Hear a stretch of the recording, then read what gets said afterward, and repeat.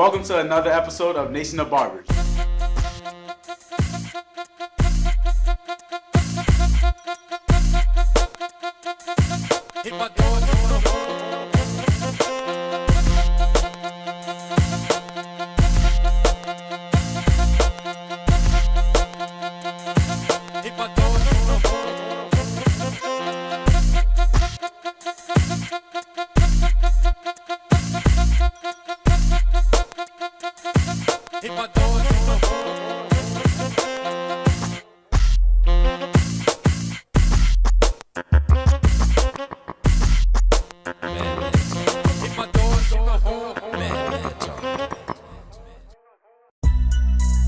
P&E Media, your one-stop shop to multimedia solutions.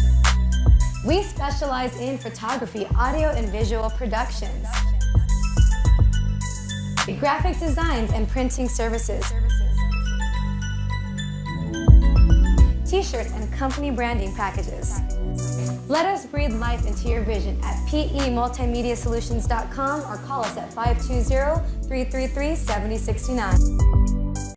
Today, our cousin Rachel came down to do an interview with the nation. This definitely is going to be special. This is something you want to check out. This is how it feel when you up in the air.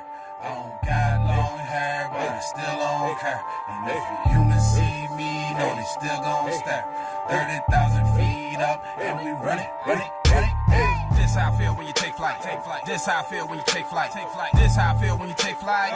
This how I feel when you take flight. My high club wanna take off. My high club wanna take off. My high club wanna take off. My high club wanna take off. Hey, what's up? We sitting here chilling today. We got my uncle Jesse right here, coolest dude in Tucson. And we have my cousin Raychael Ariannalets, the most beautifulest girl in Tucson. And look, she came straight out of Cienega in Tucson, Arizona. She have TV appearances, she have commercials. She's a gorgeous one, and she came here to represent Tucson. She came back to show us some love. What's going on with you, dude? Good. What's going on with you, dude? Just a little bit of everything. What are you doing now with your life? What am I doing now? Well, I'm in LA right now. Just made that transition to LA. And I'm modeling. That's what pays my bills. So there's that. And I actually have a new interest and career path as far as speaking. So I'm on a talk show, a radio talk show called The Voice of Reason with Zoe Williams, and I'm on there 3 days out of the week. What station is that on? Well, it's called Dash Radio. So it's an app, or you can find them on like YouTube Live, like or any kind of YouTube. Yeah. The Voice of Reason. Yeah. So tell me I remember when you were young, and when you were young, were you thinking about being a model? You always been pretty, but you were kind of shy. So what actually helped you break out of your shell and actually get in front of cameras and start taking pictures? I mean, just practice, honestly. Lucky for me, because since it's not acting, I didn't have to do too much speaking, so I was able to slowly grow and be more confident. I mean, but that definitely does matter still in pictures, but I slowly but surely got it together. Well, tell me about like your first gig. How was that? I don't remember my first gig, because I've been doing this since I was like 13 years old, but I can tell you one of my first big ones that I'll always remember. Mary-Kate and Ashley have a line called The Row. They're like big fashionistas in New York now. So I got to do a runway show for them, and they were there and they were fixing us up in the back, and it was my time to go on, and my whole outfit was just messed up. Like, it was misbuttoned, it was just a mess. My dresser was just messed up. And so they're sitting there and like they're just trying to fix me up, and they're like, this is all wrong. This is horrible, this is wrong. And I was like, oh my God, they hate this. This is so exciting. So it was exciting, even though they were pretty upset with my outfit. But so after did that make you say, man, I can do this? What makes you say I can? Because there's a lot of pretty faces in the world. Yeah. There's a lot of women that wants to be model. What made you actually say, I can do this? What made you stand out from other models?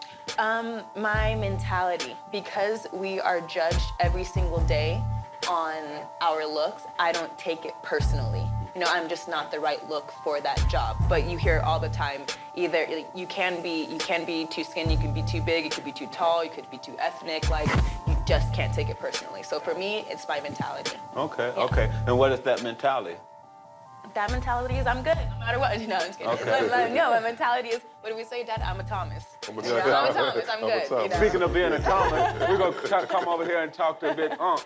Tell me about something about your daughter that might embarrass her a little bit, but not too embarrassing.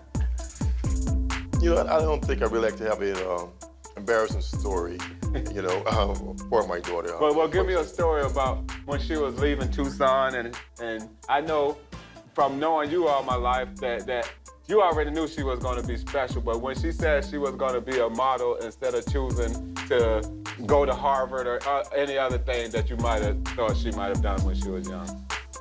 Well, my daughter spent 2 years in college. Then she decided to come home for spring break, or after the semester was over with, after college was over with that year.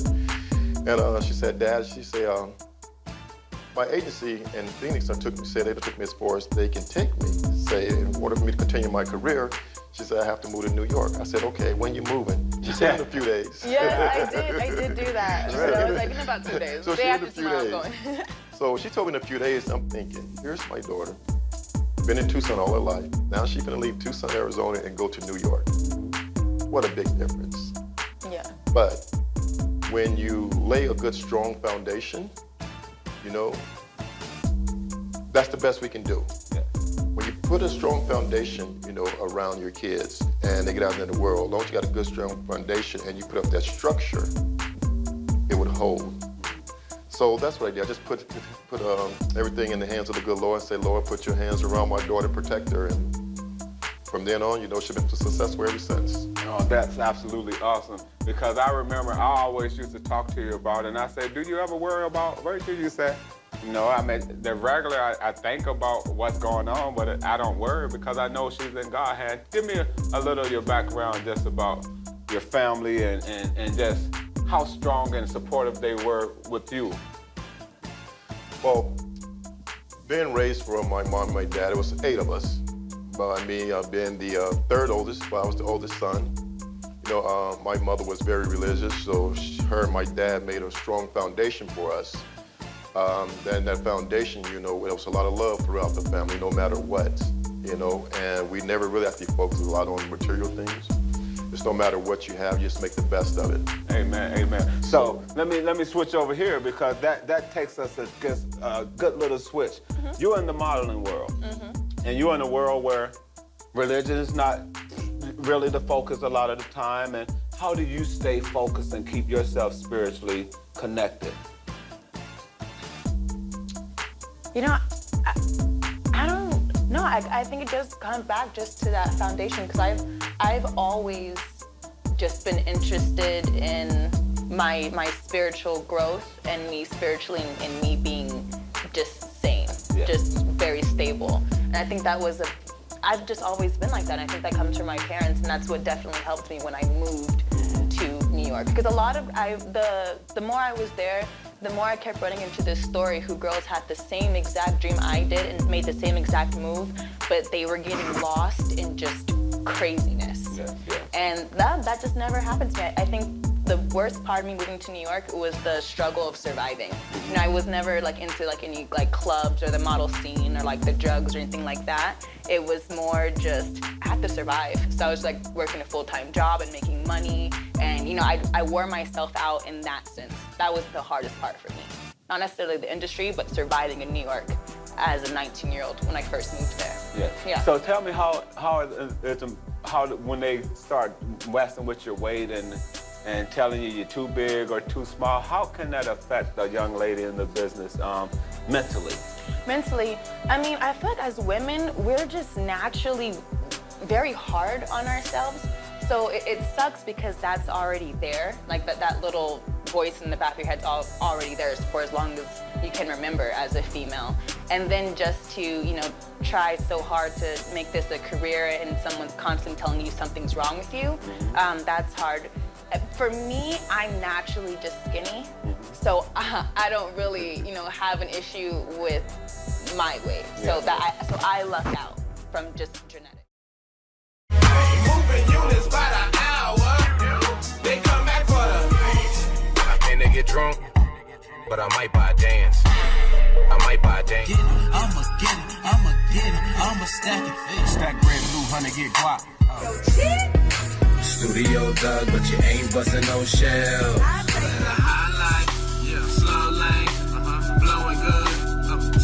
Feeling like I'm bred for the life. Talk to me like I'm serious.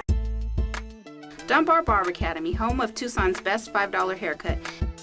Get your career at Dunbar Barber Academy in a comfortable learning environment. Learn practical hands-on techniques and prepare for an exciting career in an expanding hair care profession. Get your barber's license in just 10 months, or just stop in for a haircut, shave, or facial for just $5. Serving you at 325 West 2nd Street. Enroll today.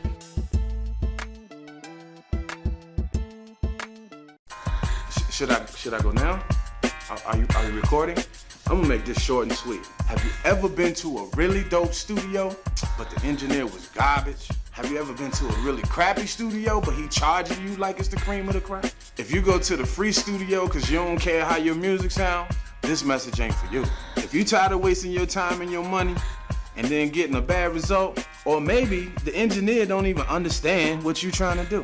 If you tired of wasting your time and money, get at me. So here's what I'm gonna do, make this simple. Now until Black Friday, quote unquote, it's only $35 an hour. It's my new special. Now until Black Friday. So don't call me on Black Saturday talking about, you know what I'm talking about. P&D Media.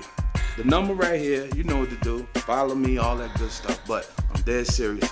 Now to Black Friday, $35 an hour. Holla. So tell me this. Yeah. How do you stay humble and how do you keep from being vain knowing that you get paid for how pretty you are? That's a good question. That is a good question. I was like, can I take a second to think about this? How do I stay humble? They're just, because beauty isn't everything to me. You know, I'm always working on myself mentally, you know, so for me, I personally look at someone's like heart or mentality more so than their beauty, and that goes for myself. So I've never really had the thought, oh, I'm beautiful, so I'm better than you. It's just never crossed my mind. Yeah. So when it comes to the dating scene, then. Yeah. So when somebody meets you and they find out what you do, and they say, how can a regular guy like me hook up with somebody like you or become your significant other? Yeah. I mean, what kind of things do models look for in dudes? Is it the regular dude, or do you guys look for models? Or No, we do not look for models, believe it or not, because there can only be one person in the mirror all day. Like, you know what I mean? Like, we both can't be practicing in the mirror. That doesn't work for me. Yeah. I actually I kind of talked to a guy that was a model for a few weeks, maybe, but I remember I was like eating something. He said, should you really be eating that? I go, oh. I was like, I'm thinking that, my agency is telling me that. The last thing I need to do is come home and have my man tell me what I should not be eating, what I should or should not be eating. So we actually don't date in the industry. Really? No, we really don't. Really? No. So do you think it would be better to have somebody outside of the industry or in the entertainment field, or like a football player or a baseball player, or, I mean, does that conflict also with your career and theirs? I think the good thing about dating someone as far as like that, like an athlete or someone in some kind of industry, is that they understand the hours and they understand just the moving, because I do kind of go city to city. So there's an understanding, so that's greatly appreciated. But at the same time, I don't know, I just like a good man, just like a man, you know, just to fix things at home. Daddy's not listening to this. Yeah. You know, so I actually don't look for that either. But So tell me, before we go, I have a couple more questions. Sure. Tell me some of the places where this career have taken you, and, you know, all around the world. I follow you all the time, so I know you go everywhere. Yeah. So tell me some of the places where this career have taken you. I mean, New York, and yeah, I guess like New York and LA, and there's been other few like cities, but those are the top two.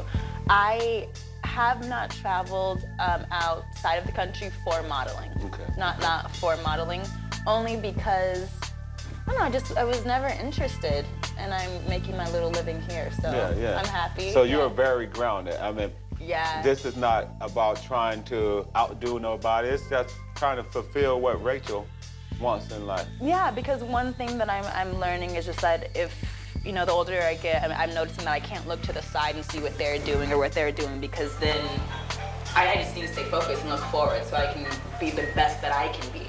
Yeah. So tell me a little something about your upbringing and your dad, because I know that's a very special man to you. Yeah. And it's going to be hard for you to ever find a man that meets up to what your dad gave you. Just give the audience a little something about how special your dad is in your life. Okay. I think the biggest thing is how logical he is. And they always say that women end up dating their dad. And I think that's true, because every guy that I've ever met anything to me, they've been very sound, very logical, because that means like the world to me. I remember being little, and if I ever like made a mistake or got in trouble for anything, it was always a sit down. It was a sit down. Do you know why I'm mad at you? Do you understand why that could have hurt you? And so the first time it was fine. The second time it's like, all right, I told you once, now you're about to get a whooping. I'm like, all right, I get it. You know, but there was always some kind of conversations, like a great understanding, and that's what I, you know, appreciate. So tell us, are there any kids in the future? Do you want to have children? Me? No. Probably not. Why, you don't want to mess up your figure? No. It's not even that. I just think there's just so much going on in the world. And if I were to have a kid, I'm not a person I needed to look like me. So maybe I might save a life and adopt, honestly. Okay. Maybe an 8-year-old, because you can do dishes at 8. You know what I mean? So I would maybe adopt an 8-year-old. I'm like, come here, do some dishes. But, so, last but not least, share with them just a little about staying focused, living your dream, living your career, and just how God has blessed you. Okay. Where do I want to start with this? Just staying focused. Like, again, I mentioned earlier, just not looking to the side. 'Cause I know we're all different, so I'm never in competition with anybody, because I know what is for me. Like, what's for me is for me. And so I know that God has, you know, just my best interest at heart. So I pray a lot in order, and I ask for guidance more than anything. You know, I don't really ask for what I want. I ask for what I need. Okay. If that makes sense, you know? Yeah. I was like, can you just continue to guide me? So far, so good, you know, but I just want to strengthen our relationship and, you know, go the right direction. That is absolutely awesome. Yeah. So as you can see, guys, there's a lot more to models and to modeling than we ever think of. And I just want to say thank you very much for giving us this impromptu interview. She just came in to say hi, and I asked her if I can put her on camera. And she was much obliged, and I am very thankful for you, Miss Raychel.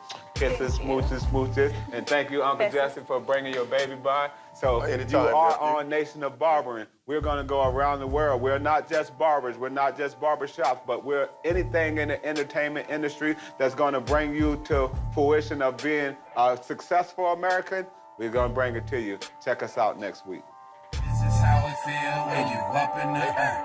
I don't got long hair, but I still don't care. And if you human see me, know they still gon' stare.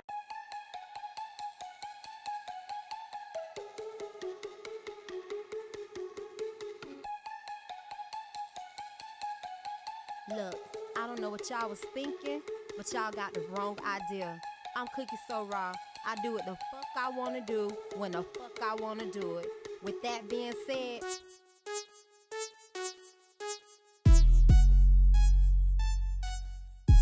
Wild out, wild out, wild out, stupid, wild out, stupid, wild out, Cookie, wild out, Play-Doh, wild out, So Raw, stupid, wild out, Dirt, stupid. wild out. I wild out on money. I wild out on clothes. I wild out on change. Wild out on stupid. I wild out on money. I wild out on clothes. I wild out don't change, while I don't stupid, while I don't stupid, while I don't stupid, while I don't money, while I don't stupid, while I don't money, keeping my pockets swole, while I don't stupid, while I don't stupid, while I don't money, I can buy whatever I want, can cop a Maserati or a classic Chevy Dome, while I on 28s. A stunt on 22s. Ain't got a problem spending over a stack on a pair of shoes. I while out on clothes, I can wear whatever I want. Dress up in a fresh outfit with a pair of matching pumps. 2 pair of tennis shoes. I only wear high heels. Living life looking sexy and pay them bills. I while I don't change. When I walk, that's when they hang. Diamond cuts, accessorizing everything. Matching Fendi bags. They stay full of cash. With me and your new home will be a hefty bag. I while out on money. I while out on clothes. I while out on change. While out on stupid. I while out on money. I while out on clothes. I while out on change. While out on stupid. While out on stupid. While out on stupid. I while out on money. While out on stupid. I while out on money. Keeping my pockets swole. While out on stupid. While out on stupid. Be about it. Don't talk about it. Go through the bush. Don't walk around it. Hating shit. Don't talk around it. That shit is cold as hell. The hawk around it. Bad ones. Elevators. 68. Come and see me later. Stop at the corner store. Grab a swisher. The game of Twister. And your big sister. It's going down. Then I gotta go. Let's go. The block is hot. You already know. My cup is full. I just call it O-P-E. I'm fresh as hell. I just call it hope.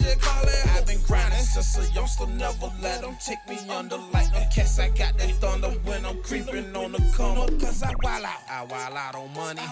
I wild out on love. I wild out on G. I wild out on stupid.